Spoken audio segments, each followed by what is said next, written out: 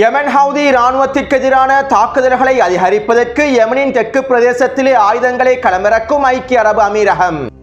யமனிலே அன்சாருல்லாவை வீழ்த்துவதற்காக யமன் Houthi இராணுவத்தினை வீழ்த்துவதற்காக களமிறங்கப் போகும் துருக்கி.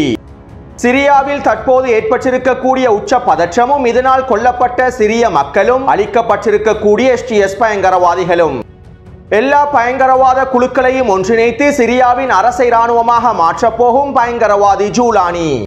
பலஸ்தீனிய போராளிகளின் தொடர்ச்சியான தாக்குதல்கள்.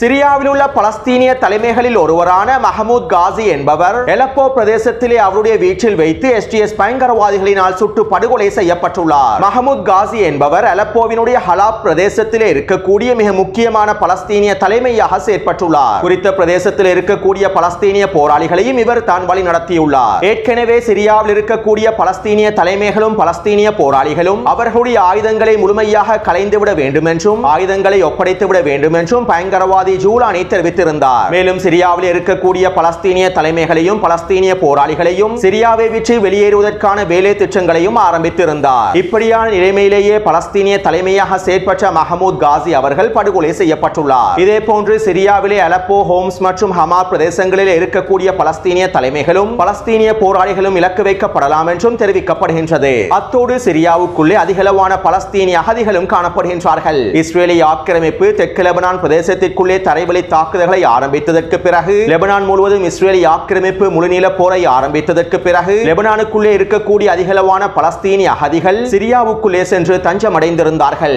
இப்படியான நிலைமையில் இந்த பலஸ்தீனியர்களையும் முழுமையாக சிரியாவை விட்டு வெளியேற்ற வேண்டும் என பயங்கரவாதி ஜூலானியுடைய தலைமையிலான சிரியாவின் இடைக்கால அரசு செயற்பட்டு வருவதாகவும் செய்திகள் வெளியாகியுள்ளன.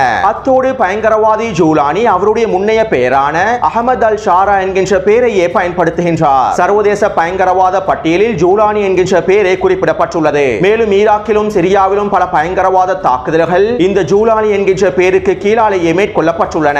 எனவே தற்போது சிரியாவுடைய பொது தலைவராக இருக்கக்கூடிய பயங்கரவாதி ஜூலானி தன்னுடைய முகத்தினை மாற்றிக் கொள்வதற்காகவும் சர்வதேசத்திற்கு தன்னுடைய போலியான முகத்தினை காட்டிக் கொள்வதற்காகவும் அவருடைய முன்னைய பெயரான அஹமத் அல் ஷாரா என்கின்ற பெயரை பயன்படுத்த துவங்கியுள்ளார். எனவே அஹமத் அல் ஷாரா என்பதும் ஜூலானி என்பதும் ஒரே நபரையே குறிக்கின்றது என்பதனையும் நாங்கள் தெளிவாக புரிந்து கொள்ள வேண்டும். அத்தோடு இந்த பெயர்களை மாற்றுவதன் மூலமாக பயங்கரவாதி ஜூலானினுடைய கடந்த கால வரலாற்றை ஒரு பொழுது முழுமையாக மாற்றி அமைத்து விட முடியாது. பயங்கரவாதி ஜூலானினுடைய தலைமையிலே ஈராக்கிலே மேற்கொள்ளப்பட்ட பயங்கரவாத தாக்குதல்களையும் இனப்படுகொலைகளையும் ஒரு பொழுது மாற்றி அமைத்து விட முடியாது. அடுத்து சிரியாவுக்குள்ளே எஸ்டிஎஸ் பயங்கரவாதிகள் அவர்களுடைய கொடூரங்களை தொடர்கின்றார்கள். சிரியாவில் இருக்கக்கூடிய சிறுபான்மை மக்களுக்கு எதிராகவும் கிறிஸ்தவர்களுக்கு எதிராகவும் எஸ்டிஎஸ் பயங்கரவாதிகளுடைய தாக்குதல்கள் தொடர்கின்றன.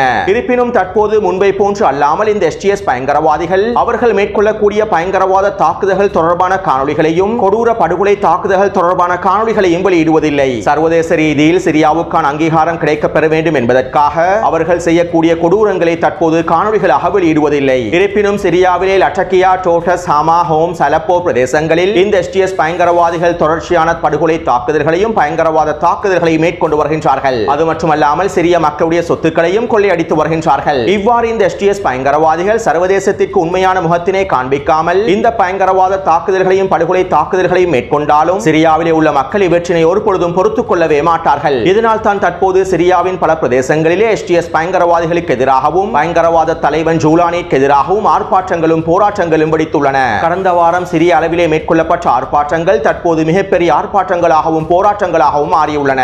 அதிலும் குறிப்பாக நேற்றிரவு சிரியாவின் ஹோம்ஸ், ஹமா, லட்டக்கியா, டோட்டஸ் ஆகிய பிரதேசங்களில் உச்ச ஆர்ப்பாட்டங்களும் போராட்டங்களும் நடைபெற்றுள்ளன. இவை தொடர்பான காணொளிகளையும் நான் டெலிகிராம் சேனலில் பதிவிட்டுள்ளேன். அத்தோடு இந்த போராட்டங்களை தடுப்பதற்காகவும் இந்த போராட்டங்களை ஒடுக்குவதற்காகவும் அதிகளவான எஸ்டிஎஸ் பயங்கரவாதிகள் களமிறக்கப்பட்டுள்ளார்கள். ஹமா, ஹோம்ஸ், லட்டக்கியா மற்றும் டோட்டஸ் ஆகிய பிரதேசங்களில் ஆயிரக்கணக்கான எஸ்டிஎஸ் பயங்கரவாதிகள் களமிறக்கப்பட்டுள்ளார்கள். அது மட்டுமல்லாமல் குறித்த போராட்ட களத்தினை இலக்கு வைத்து எஸ்டிஎஸ் பயங்கரவாதிகள் துப்பாக்கிச் சூட்டு தாக்குதல்களை மேற்கொண்டுள்ளார்கள். இந்த துப்பாக்கிச் சூட்டு தாக்குதலில் பல சிறிய மக்கள் படுகொலை செய்யப்பட்டுள்ளார்கள். இவை தொடர்பான காணொளிகளையும் நான் டெலிகிராம் சேனலில் பதிவிட்டுள்ளேன். அத்தோடு இவ்வாறு எஸ்டிஎஸ் பயங்கரவாதிகள் பயங்கரவாதிகள் துப்பாக்கிச்சூட்டு தாக்குதல்களை மேற்கொண்டதை தொடர்ந்து குறித்த போராட்டங்களிலும் ஆர்ப்பாட்டங்களிலும் பங்கு பற்றி இருக்கக்கூடிய சிறிய மக்கள் அவர்களிடம் இருக்கக்கூடிய ஆயுதங்களை பயன்படுத்தி STS பயங்கரவாதிகளுக்கு எதிரான தாக்குதல்களை ஆரம்பித்துள்ளார்கள். மேலும் இந்த தாக்குதலில் 24க்கும் அதிகமான STS பயங்கரவாதிகள் அழிக்கப்பட்டுள்ளார்கள். மேலும் 20க்கும் அதிகமான STS பயங்கரவாதிகள் படுகாயமடைந்துள்ளார்கள். இதைத் தொடர்ந்து குறித்த பிரதேசத்தில் STS பயங்கரவாதிகளுக்கும் பொதுமக்களுக்கும் இடையிலே உச்ச மோதல்கள் இடம்பெற்றிருந்தன. இவை தொடர்பான காணொளிகளையும் நான் டெலிகிராம் சேனலில் பதிவிட்டுள்ளேன். உண்மையிலேயே சிரியாவில் இருக்கக்கூடிய மக்கள் சிவில் அரசாங்கம் ஒன்றை விரும்பினார்கள். தங்களுடைய பாதுகாப்பை உறுதிப்படுத்தக்கூடிய, தங்களுடைய உரிமைகளை வென்றெடுக்கக்கூடிய ஒரு சிவில் அரசாங்கம் ஒன்றை விரும்பினார்கள். இருப்பினும் பயங்கரவாதி ஜூலானி சிரியாவின் அனைத்து பிரதேசங்களுக்கும் STS பயங்கரவாதிகளுடைய தளபதிகளையே ஆளுநர்களாக தெரிவு செய்திருந்தார். அது மட்டுமல்லாமல் சிரியாவின் அரசு அமைச்சகங்களுக்கும் STS பயங்கரவாதிகளுடைய தளபதிகளே தெரிவு செய்யப்பட்டார்கள். சிரியாவில் இருக்கக்கூடிய பெரும்பான்மை மக்களும் சிறுபான்மை மக்களும் கிறிஸ்தவர்களும் சர்வாதிகாரமற்ற பயங்கரவாதமற்ற ஒரு சிவில் அரசை விரும்பினார்கள். ஆனால் சிரியாவின் இடைக்கால அரசில் STS பயங்கரவாதிகளுடைய ஆதிக்கம் அதிகரித்து விட்டது. மேலும் பொதுமக்களுக்கு எதிரான, சிறுபான்மை மக்களுக்கு எதிரான STS பயங்கரவாதிகளுடைய அட்டூழியங்களும் அதிகரித்து விட்டன. சிறிய மக்களுடைய சொத்துக்களை சூறையாடுவதற்கும் இந்த STS பயங்கரவாதிகள் ஆரம்பித்து விட்டார்கள். எனவே இந்த நிலைமையினை இவ்வாறே விட்டுவிட்டால் STS பயங்கரவாதிகள் முழுமையாக தங்களுடைய ஆதிக்கத்தினை செலுத்தி விடுவார்கள் என்கின்ற அச்சத்தின் காரணமாகவே சிரியாவுடைய மக்கள் வீதிகளில் இறங்கி ஆர்ப்பாட்டங்களையும் போராட்டங்களையும் மேற்கொண்டு வருகின்றார்கள். அடுத்து இங்கு இருக்கக்கூடிய இன்னும் ஒரு விடயம் என்னவென்றால், அகமது அல் ஷாரா என்கின்ற பயங்கரவாதி ஜூலானி சிரியாவுக்குள்ளே இருக்கக்கூடிய பயங்கரவாத குழுக்களை ஒன்றிணைத்து அரசை ராணுவமாக மாற்றுவதற்கு திட்டமிட்டுள்ளார். STS பயங்கரவாத குழுக்களுக்கு கீழால் இன்னும் சில பயங்கரவாத குழுக்கள் காணப்படுகின்றன. அதே போன்று இன்னும் தனியான பயங்கரவாத குழுக்களும் காணப்படுகின்றன. 30க்கும் மேற்பட்ட பயங்கரவாத குழுக்களும் இன்னும் ஏனைய குழுக்களையும் ஒன்றிணைத்து சிரியாவை கைப்பற்றியிருந்தார்கள். தற்போது இந்த பயங்கரவாத குழுக்கள் அனைத்தையும் ஒன்றிணைத்து சிரியாவினுடைய அரசை ராணுவமாக பயங்கரவாதி ஜூலானி மாற்றப் போகின்றார். இதற்கமைவாக கடந்த 3 நாட்களுக்கு முன்பு பயங்கரவாதி ஜூலானி 30க்கும் அதிகமான பயங்கரவாத குழுக்களுடைய தலைமைகளையும் இன்னும் ஏனைய குழுக்களுடைய தலைமைகளையும் சந்தித்து கலந்துரையாடல் ஒன்றை மேற்கொண்டுள்ளார். இந்த கலந்துரையாடலின் போது இந்த பயங்கரவாத குழுக்கள் சிரியாவின் அரசை ராணுவத்தில் இணைந்து கொள்வதற்கான விருப்பத்தினை தெரிவித்திருப்பதாகவும் தெரிவிக்கப்படுகின்றது. அத்தோடு இந்த செய்தியினை தவறாக புரிந்து கொண்ட சில ஊடகங்கள் பயங்கரவாதி ஜூலானி சிரியாவுக்குள்ளே இருக்கக்கூடிய அனைத்து ஆயுத படைகளையும் முழுமையாக கலைக்கப் போவதாக அறிவித்துள்ளார் என்று செய்திகளை வெளியிட்டுள்ளார்கள். உண்மையில் பயங்கரவாதி ஜூலானி சிரியாவுக்குள்ளே இருக்கக்கூடிய 30க்கும் அதிகமான பயங்கரவாத குழுக்களுடைய ஆயுதங்களை கலைக்கவில்லை. அவர்கள் அனைவரையும் ஒன்றிணைத்து அரசை ராணுவமாகவே மாற்றப் போகின்றார். சிரியாவில் உள்ள பயங்கரவாத குழுக்களுக்கு இடையிலான மோதல்களை தவிர்ப்பதற்காக பயங்கரவாதி ஜூலானியும் துருக்கியும் ஒன்றிணைந்து இந்த முடிவுகளை எடுத்திருந்தாலும், இந்த காய் நகர்த்தல்களை மேற்கொண்டிருந்தாலும் இது யதார்த்தத்தில் ஒரு பொழுதும் செயற்படுத்தப்பட மாட்டாது என்றும் இது யதார்த்தத்திலே வெற்றியடைய போவதில்லை என்றும் மத்திய கிழக்கு ஆய்வாளர்கள் தெரிவித்துள்ளார்கள். மேலும் சர்வதேசத்தினை ஏமாற்றுவதற்காகவும் ஒரு போலியான பிம்பத்தினை வழங்குவதற்காகவும் பயங்கரவாதத்திற்கான அங்கீகாரத்தினை வழங்குவதற்காகவுமே இந்த நகர்வுகளை பயங்கரவாதி ஜூலானியும் துருக்கியும் ஒன்றிணைந்து மேற்கொண்டுள்ளார்கள் என மத்திய கிழக்கு ஆய்வாளர்கள் தங்களுடைய கருத்துக்களை முன்வைத்துள்ளார்கள். அதாவது சிறிய மக்கள் ஒரு சிவில் அரசாங்கம் ஒன்றை விரும்பினார்கள். இந்த பயங்கரவாத குழுக்களை ஒன்றிணைத்து அரசை ராணுவமாக மாற்றுவதன் மூலமாக சிவில் அரசொன்றை ஒரு பொழுதும் கட்டி எழுப்ப முடியாது. அது மட்டுமல்லாமல் இந்த பயங்கரவாத குழுக்களை பேரளவில் மாத்திரம் ஒன்றிணைத்து சர்வதேசத்தை ஏமாற்றலாம். ஆனால் நடைமுறையில் இது ஒரு பொழுதுமே சாத்தியமாகாது. இன்னும் ஒரு விதத்தில் குறிப்பிடுவதாக இருந்தால், வேறுபட்ட கொள்கைகளை கொண்டிருக்கக்கூடிய பயங்கரவாத குழுக்களை ஒன்றிணைத்து அவர்களை நாட்டு மக்களுக்கு சேவை செய்யக்கூடிய ஒரு இராணுவமாக மாற்ற முடியாது. இந்த பயங்கரவாத குழுக்கள் ஒன்றிணைக்கப்பட்டு அரசை ராணுவமாக மாற்றப்பட்டாலும் அவர்கள் ஒரு பொழுதும் நாட்டு மக்களுக்கு சேவை செய்வதற்கு விரும்ப மாட்டார்கள். ஏனென்றால் அவர்களுடைய முக்கியமான நோக்கம் அவர்களுடைய பயங்கரவாத கொள்கைகளை பரப்புவதுதான். சிரியாவில் இருக்கக்கூடிய மக்களிடத்திலும் பிராந்தியத்தில் இருக்கக்கூடிய மக்களிடத்திலும் ஒட்டுமொத்த சர்வதேசத்திலும் அவர்களுடைய பயங்கரவாத கொள்கைகளை பரப்புவதே அவர்களுக்கு மிக முக்கியமான நோக்கமாக காணப்படுகின்றது. இந்த நோக்கத்திற்காகத்தான் பலர் அவர்கள் மீது முதலீடு செய்கின்றார்கள். எனவே யதார்த்தத்தில் வேறுபட்ட கொள்கைகளை கொண்டிருக்கக்கூடிய இந்த பயங்கரவாத குழுக்களை ஒன்றிணைத்து ஒரு பொழுதும் சிறிய மக்களுக்கான சேவையை மேற்கொள்ள முடியாது. இதற்கு இன்னும் ஒரு உதாரணத்தையும் இந்த சந்தர்ப்பத்தில் குறிப்பிடுகின்றேன். கடந்த 2 நாட்களுக்கு முன்பு சிரியாவின் ஹமா பிரதேசத்திற்கு அருகாமையில் இருக்கக்கூடிய அல் சுகைலாஃபியா என்கின்ற கிராமத்தில் கிறிஸ்தவர்கள் அனைவரும் ஒன்றிணைந்து ஒரு கிறிஸ்துமஸ் மரம் ஒன்றினை அலங்கரித்திருந்தார்கள். பிறகு STS பயங்கரவாதிகளுக்கு கீழால் இருக்கக்கூடிய ஒரு குழுவினர் இவ்வாறு அலங்கரிக்கப்பட்ட கிறிஸ்துமஸ் மரத்தினை தீயிட்டு கொளுத்தினார்கள். இதைத் தொடர்ந்து சிரியாவின் இடைக்கால அரசானது கிறிஸ்துமஸ் மரத்தினை தீயிட்டு கொளுத்தியவர்களை கைது செய்திருந்தது. இவ்வாறு இவர்களை கைது செய்வதற்காக STS பயங்கரவாதிகளுடைய இன்னும் ஒரு குழுவை சிரியாவின் இடைக்கால அரசாங்கம் பயன்படுத்தி இருந்தது. இதைத் தொடர்ந்து கிறிஸ்துமஸ் மரத்தினை எரித்த STS பயங்கரவாதிகளுடைய கிளைக்கும் அந்த மரத்தை எரித்தவர்களை கைது செய்த STS பயங்கரவாதிகளுடைய கிளைகளுக்கு இடையில் முருகல் நிலைகள் அதிகரித்துள்ளன. இவர்களுக்கு இடையிலான கொள்கை ரீதியான முருகல் நிலைகள் அதிகரித்துள்ளன. மேலும் இந்த STS பயங்கரவாத கிளைகளுக்கு இடையிலே சிறிய துப்பாக்கிச்சூட்டு தாக்குதல்களும் இடம்பெற்றுள்ளன. எனவே இவ்வாறு கொள்கை ரீதியாக வேறுபட்டிருக்கக்கூடிய பயங்கரவாத குழுக்களை ஒன்றிணைத்து ஒரு பொழுதும் சிரியாவை கட்டியெழுப்பவே முடியாது. இதைத்தான் நான் முன்னைய காணொளிகளிலும் குறிப்பிட்டிருந்தேன். பயங்கரவாதத்தை பயன்படுத்தி ஒரு நாட்டை கைப்பற்றலாம். ஆனால் அதே பயங்கரவாதத்தினை பயன்படுத்தி ஒரு நாட்டை ஒருபொழுதும் கட்டியெழுப்பவே முடியாது.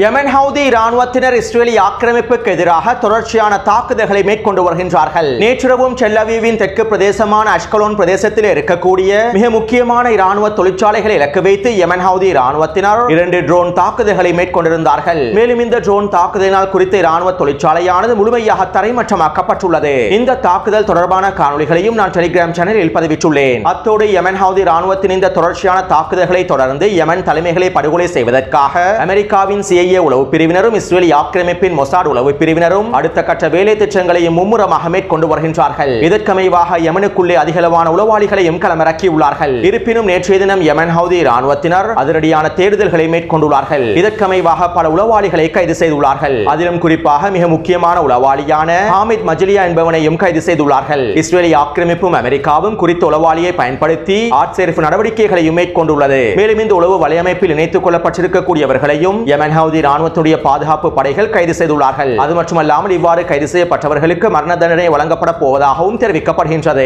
அத்தோடு இந்த உளவாளிகள் மூலமாக யமன் ஹவுதி இராணுவத்துடைய முக்கியமான தளங்கள் தொடர்பாகவும் யமன் தலைமைகள் தங்கியிருக்கக்கூடிய பிரதேசங்கள் தொடர்பாகவும் தகவல்களை பெற்றுக் கொள்வதற்கு இஸ்ரேலி ஆக்கிரமிப்பும் அமெரிக்காவும் முயற்சி செய்துள்ளன. இதனை யமன் ஹவுதி இராணுவத்தினர் உறுதிப்படுத்தியுள்ளார்கள். மேலும் இன்றைய தினமும் யமன் ஹவுதி இராணுவத்தினர் யமனுக்குள்ளே உளவாளிகளை கைது செய்வதற்கான அடுத்த கட்ட நடவடிக்கைகளையும் மேற்கொண்டு வருகின்றார்கள். அத்தோடு ஈரானினுடைய IRGC குதுஸ் படையினுடைய தலைமை தளபதி இவ்வாறு தெரிவித்துள்ளார். இஸ்ரேலி ஆக்கிரமிப்புக்கு எதிராக யமன் அன்சாருல்லாஹ் மேற்கொண்டிருக்கக்கூடிய தாக்குதல்கள் எதிர்ப்பு அச்சானது சுதந்திரத்தையும் தன்னம்பிக்கையையும் கொண்டிருக்கின்றது என்பதனை தெளிவாக புலப்படுத்துகின்றது. மேலும் சிரியாவில் நடைபெற்ற சம்பவங்களை தொடர்ந்து ஜியோனிஸ் எதிரியினுடைய சமன்பாடுகளையும் யமன் அன்சாருல்லாஹ் தரப்பினர் முறியடித்துள்ளார்கள். மேலும் இந்த சமன்பாடுகளை மாற்றி அமைப்பதற்கான வேலை திட்டங்களையும் வெற்றிகரமாக யமன் அன்சாருல்லாஹ் தரப்பினர் மேற்கொண்டுள்ளார்கள் என ஈரானின் IRGC குதுஸ் படையினுடைய தலைமை தளபதி தெரிவித்துள்ளார். அடுத்து யமனினுடைய தரைவழி தாக்குதல்களில் கடந்த 24 மணித்தியாலங்களுக்குள் ஐக்கிய அரபு அமீரகத்தினுடைய கூற்றுப்படைகளும் சவுதி அரேபியாவுடைய கூற்றுப்படைகளும் யமன் ஹவுதி இராணுவத்திற்கு எதிராக எந்த விதமான தாக்குதல்களை மேற்கொண்டிருக்கவில்லை. அதே நேரம் ஐக்கிய அரபு அமீரகம் யமன் ஹவுதி இராணுவத்திற்கு எதிரான தாக்குதல்களை மேற்கொள்வதற்கான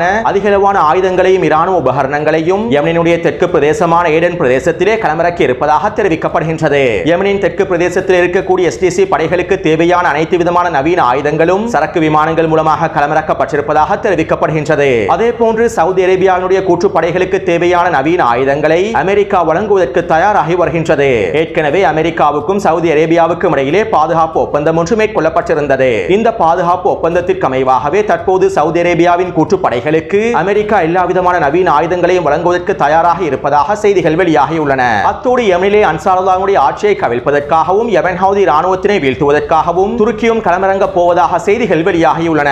அதாவது துருக்கியினுடைய பிரதிநிதிகள் சவுதி அரேபியாவின் பிரதிநிதிகளையும் ஐக்கிய அரபு அமீரகத்தினுடைய பிரதிநிதிகளையும் சந்தித்து ரகசிய கலந்துரையாடல்களை மேற்கொண்டுள்ளார்கள். இந்த கலந்துரையாடலின் போது யமன் ஹவுதி இராணுவத்திற்கு எதிராக சவுதி அரேபியாவுக்கு ஆதரவாகவும் ஐக்கிய அரபு அமீரகத்திற்கு ஆதரவாகவும் துருக்கி எல்லா விதமான ஆதரவுகளையும் வழங்குவதற்கு தயாராக இருப்பதாக யமனிலே இருக்கக்கூடிய துருக்கி ஆதரவு கட்சியினுடைய தலைவர் ஹமாத் அல் அஹ்மர் ஊடகங்களிடம் தெரிவித்துள்ளார். எனவே சிரியாவுக்கு அடுத்தபடியாக துருக்கி சவுதி அரேபியாவின் மூலமாகவும் ஐக்கிய அரபு அமீரகத்தின் மூலமாகவும் யமனுக்குள்ளே களமிறங்க போகின்றார்கள். இங்கு இருக்கக்கூடிய வேடிக்கையான மற்றும் வேதனையான விடயம் என்னவென்றால் கடந்த 14 மாதங்களாக காசாவிலே பலஸ்தீனிய மக்கள் இனப்படுகொலை செய்யப்பட்டு வருகின்றார்கள். ஒவ்வொரு நாளும் நூற்றுக்கணக்கான பலஸ்தீனிய மக்கள் இனப்படுகொலை செய்யப்பட்டு வருகின்றார்கள். கடந்த 14 மாதங்களுக்குள்ளே இந்த அடிமை நாடுகள் இந்த இனப்படுகொலை தாக்குதல்களை மேற்கொள்ளக்கூடிய இஸ்ரேலி ஆக்கிரமிப்புக்கு எதிராக எந்த விதமான நடவடிக்கைகளையும் மேற்கொள்ளவில்லை. ஏன் இஸ்ரேலி ஆக்கிரமிப்புடனான பொருளாதாரத்தை கூட முறித்துக் கொள்ளவில்லை. ஆனால் தற்போது பலஸ்தீனிய மக்களுக்கு ஆதரவாக காசாவின் போர்முனைக்கு ஆதரவாக இருக்கக்கூடிய யமன் ஹவுதி இராணுவத்திற்கு எதிராக களமிறங்குவதற்கு ஒன்றிணைந்துள்ளார்கள். உண்மையிலேயே இந்த அடிமை நாடுகளின் இந்த நடவடிக்கைகள் அருவருப்பானதாகவே இருக்கின்றது.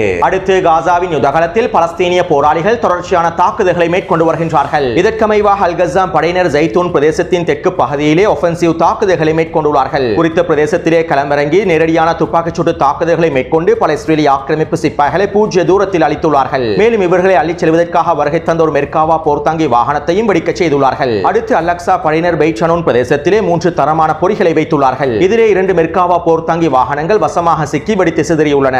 அதனோடு இருக்கக்கூடிய இஸ்ரேலி ஆக்கிரமிப்பு சிப்பாய்களும் தீக்கிரையாக்கப்பட்டுள்ளார்கள். அதே போன்று அல் குதுஸ் படையினர் ஜபலியா பிரதேசத்திலே ஸ்னைப்பர் ஸ்னைப்பர் தாக்குதல் மூலமாக ஒரு இஸ்ரேலிய ஆக்கிரமிப்பு சிப்பாயை அளித்துள்ளார்கள். மேலும் குறித்த பிரதேசத்தில் ஒஃபென்சிவ் தாக்குதல்களை மேற்கொண்டு பல இஸ்ரேலிய ஆக்கிரமிப்பு சிப்பாய்களை கொத்தாக வேட்டையாடியுள்ளார்கள். எனவே நேற்று மாலை 6 மணியிலிருந்து இன்று மாலை 6 மணி வரையில் கிடைக்கப்பெற்ற தகவல்களுக்கு அமைவாக காசாவின் யுத்த காலத்தில் 3 மெர்காவா போர்த்தாங்கி வாகனங்கள் அளிக்கப்பட்டுள்ளன.